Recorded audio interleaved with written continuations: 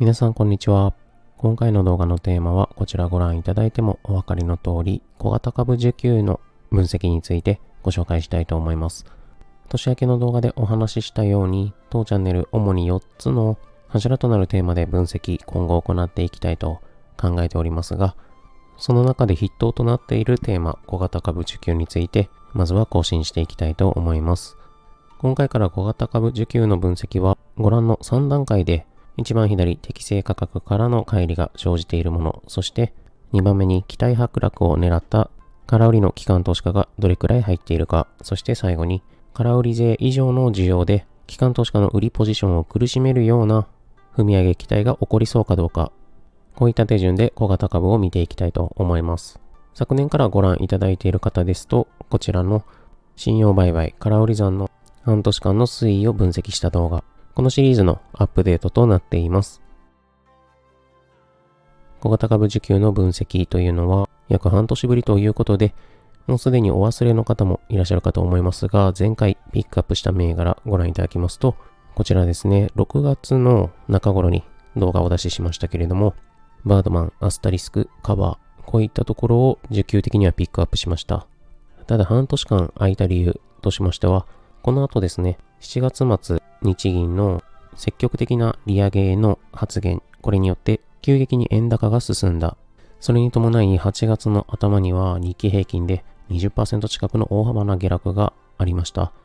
基本的には小型株需給の分析というのは、相場展開が比較的落ち着いている局面でないと機能しないということですので、一旦ポジションを閉じて様子見をしていました。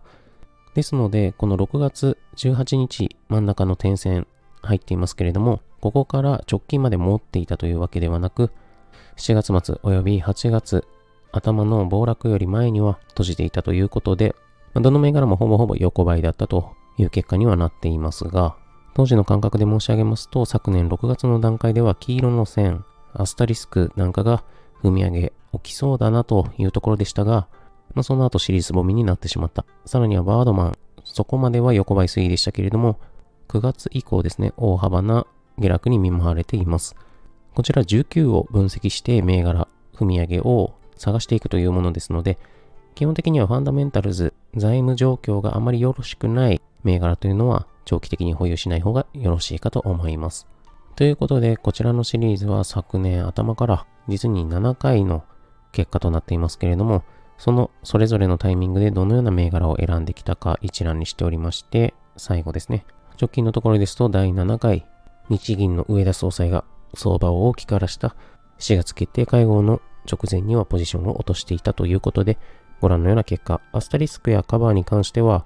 当時の段階であまりよろしくないデータ状況となっていましたので、定量的な計算ではピックアップされましたが、定性的には投資しないというようなコメントとなっています。また、先ほどご紹介しませんでしたけれども、ブルーイノベーションという銘柄が比較的当該1ヶ月間では頑張ったパフォーマンスとなっていました。それでは約半年ぶりの更新となりますが、年明け一発目の需給データ分析をご覧いただきたいと思います。と言いましても、まずご覧いただいているのは、こちら年末時点で一度動画を作ろうと回してみた結果なんですけれども、ご覧のようにですね、信用売買及び空売りのデータで、比較的需給が逼迫している銘柄たち、約10銘柄ほど出てきていますが、ほとんどの銘柄が株価のボラティリティ高いものとなっています。ただここから1月、年明けの最初のデータを更新した時に、リストとして同じような銘柄も入っていますけれども、新たに加わった銘柄もいくつか見受けられます。そういった銘柄は特に直近のところで空売りのポジションが構築されているということになりますので、その年末時点でなかったけれども新たに入った銘柄、例えばペルセウスプロテオミクス、そして夢展望、さらに一番下のデフコンサルティングといった銘柄が年明け大きな空売りポジションの構築につながっています。特に下の2つ、夢展望、近似値からの直近の乖離が 16.92 とかなり大きくなっている。デフコンサルティングに関しても同じく 14.87 とリストの2番目に入っています。こちらのリストに関しては冒頭で申し上げた踏み上げがもうすぐ起きそうな第3段階でのデータとなりますので、このリストの中の銘柄を中心に第1段階、第2段階の価格乖離や空売り税の大量保有報告などを見ていきたいと、そういった手順でご覧いただきます。今、リストに入っている11銘柄、これはですね、一旦頭の片隅に置いていただければと思います。そうすると、第一段階として、まずは直近足元のところで、買いの需要が集まってきているような銘柄、実体的な財務状況及び利益水準と比べると、株価が割高になってきているような銘柄というのを小型株の中で探してみますと、こちら、中ほどの4列、PER や PSR、そして標準化したそれぞれのデータ、オレンジや赤となっているところの、オレンジで正の数になっているものが相対的に割高な銘柄となっています。つまり PER あるいは PSR が高い水準にあるということですね。そしてそれぞれ PER や PSR を計算したタイミングの株価と直近の株価、どれぐらい変化率が起きているかというのを一番右側の列で示しています。例えば一番上、インクルーシブという銘柄。PER は利益が赤字ですので0。PSR に関しては 0.9 倍。この2つの指標に関しては小型株の中でも、当然低い方ということでマイナス 0.8、マイナス 0.2 と標準化した数字が出ていますが、このそれぞれの指標を計算した時の株価が460円、それに対して足元800円を超えてきていますので、かなり株価が上がってきている、買いの需要が集まっていると、そういった見方になってきます。そうするとですね、リスト上から順番に 20% 程度のところまで表示ご覧いただいていますけれども、オレンジのグラフで割高指標になっていて、かつ株価が直近上がってきている銘柄と言いますと、下の方ですね、ラボロ AI であったり工夫カンパニー、ユビキタス AI と少し注目が集まってきているかなというところで、ご覧いただいた11銘柄はこちらのリストにはまだ入ってきていません。ですので、先ほどの11銘柄どのような状況になっているか別の表でご覧いただきますと、こちら。一番右の列、直近株価が上がっている順に並べていますけれども、結構ですね、下半分に関しては、一度吹き上げて折り返してきているようなタイミングの銘柄もいくつかあります。一方で上の方、プラットフォームであったり、クオリプス、デフコンサルティング、K ファーマ、アイビスといったところまでは、比較的株価水準が維持されているような銘柄。つまりもしこの銘柄たちの中で PSR 比較的割高ですので、空売りの機関投資家が期待剥落狙いで大きくポジション入っていたら、もしかしたら苦しいポジションが多いんではないかと思われるような銘柄たちになってきます。ですので先ほどご覧いただいた11銘柄、順番にこちらの並び替えを行っていますけれども、第一段階の優先順位としてはプラットフォームやクオリプス、こういったところが注目になってくるかと思われます。そこでですね、今度は大量保有報告書による機関投資家の推移というのをご覧いただきたいと思います。銘柄ごとにどの機関が空売りを入れているかというのを日付ごとに並び替え行っておりまして、空売りの数量、そしてその日付の株価と現在足元の株価というのを比較したもの、それが一番右の列に入っています。例えばですね、一番上、住石ホールディングス。1月8日に JP モルガンから売りを1600斡旋していますけれども、このポジションに関しては750円から直近746円の4円分 0.5% 下がった。つまりこれは利益になっていると、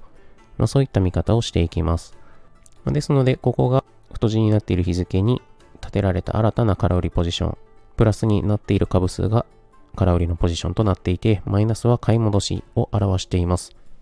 プラスになっている空売りが新たに構築されている、かつ、こちらの当該日よりも直近の株価がプラスになっている状況のポジションというのは、評価損が出ている空売りの機関投資家としては苦しい状況と思われるものですので、この株価の右の列ですね、今ここ表記ありませんけれども、この直近株価の一つ右の列に1というフラグが立っています。例えば、夢展望という銘柄ですと、こちらの1というフラグですね。102,900 の空売り株数に関して、プラス 1.2% の株価推移ですので、ポジションとしては若干マイナスが出ているという意味合いを示します。さて、こちらどのように見ていくかと言いますと、この1のフラグがより近いタイミングで多く出ている銘柄というのが、機関投資家の苦しみを表しているというふうに考えられます。例えば遠いタイミングですと、もうすでに買い戻しを行っていることもありますので、できれば年明け以降ですね、かなり大きな空売りポジションが立っていて、にもかかわらず株価があまり下がっていない銘柄というのはかなり苦しいかと思われます。そして先ほどピックアップしている11銘柄、順番にご覧いただきますと、夢展望に関しては直近のところあまりフラグ立っていませんが、年末12月以降ですね、かなり1位というフラグが立っていますので、もし空売りのポジションがそれぞれ残っていれば、少し買い戻しの方向に進んでいく可能性が考えられると。そして一つ銘柄飛ばして、デフコンサルティングに関してですけれども、直近の株価80円ということで、空売りポジションの変化量というところをご覧いただいても、それぞれ買い戻しがかなり進んでいるということですので、フラグも立っていない買い戻しも進んでいるとなると、需給の逼迫としては、だいぶ緩んできていると、ピックアップする対象としては外していった方がいいかもしれないというふうに見受けられます。一方で、4882ペルセウス、これに関しては、直近の株価604円ですけれども、一方で空売りのポジションというのは500円台後半を中心に入っていますので、わずかながらですけれども、ポジションが評価損を出している少しずつ苦しい状況に進んでいるんではないかと考えられる銘柄になってきます。ペルセウスに関しては、560円から足元のところまでずっと1のフラグが立っていますので、かなり連発して空売りのポジションが構築されている。そして、それぞれのポジションは、12月25日以降、かなりのポジションが空売りで構築されていて、さらにはそれぞれのポジションがマイナス 3% から 8% に至る評価損を抱えているという状況です。ただこちらの銘柄ですね、24日より前に関してはかなり買い戻しが進んでいる。この買い戻しが進んでいる株価というのが550円ということなので、このポジションいつ構築されたか見ていきますと、12月の前半からですね、700円台というところが多いということなので、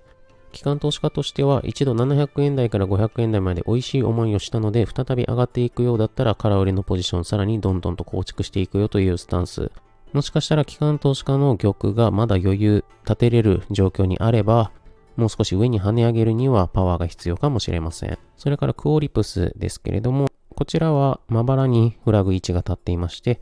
直近年明けに立ったポジションに関してはほぼ横ばいですけれども、年末に立てたものに関しては 10% 程度のマイナスが出ています。こちら遡っていくと、11月6000円つけていたところから 20% 弱の調整入っているということで、こちらに関しても先ほどの銘柄と同様に上がっていくためには、機関投資家の玉の余裕がどれぐらいあるかというのを様子見ながら、そんな形になってくるかと思います。QPS 研究所に関してもかなりフラグが直近立っていまして、特に1月入ってからは立っているほとんどの空売りのポジションが評価損となっています。一方、雨風対応に関してはほとんどフラグが見受けられないということで、吹き上げれば空売りで押し戻されるというような形、かなりボラティリティ高くなってきていますので、買い戻しのタイミングを狙っていくという自信がある方は、空売りの投資家の動きに合わせて同じように売り買いを行っていけば、利ざやを取ることができるかもしれませんが、当チャンネルの分析、需給逼迫というテーマには沿いませんので、今回は対象外としたいと思います。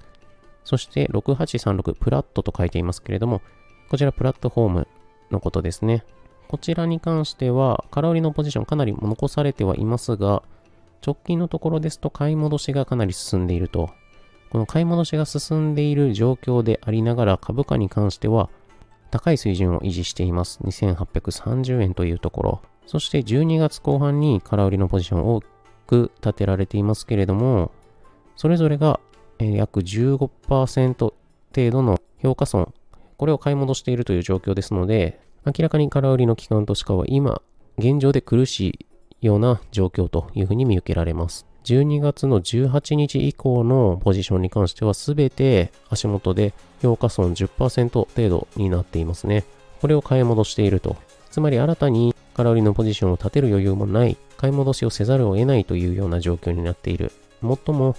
冒頭の第3段階、機関投資家が苦しい状況になっていると見受けられるような銘柄ですね。アイビスに関しては直近のところあまりポジションは苦しいもの立っていませんけれども、12月の頭に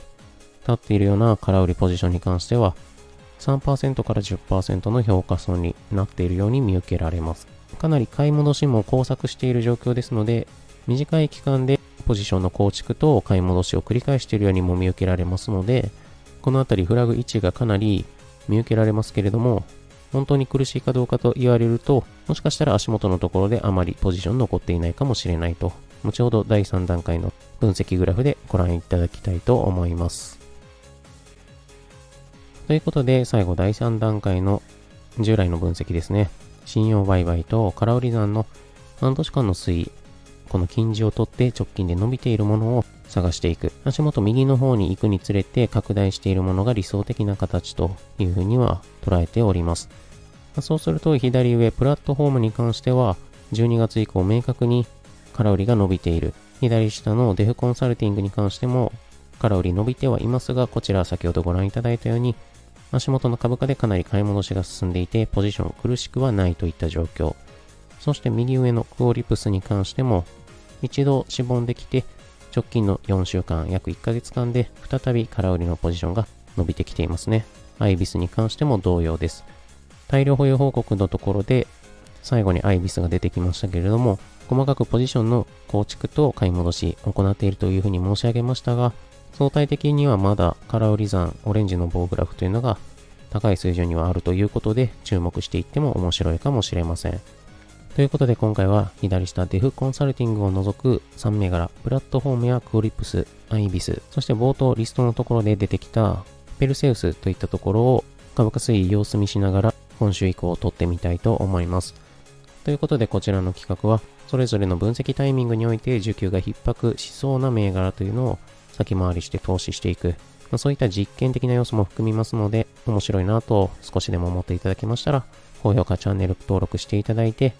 だいたい月1回ずつ更新していきますので、今後の経過というのも楽しみにしていただければ幸いです。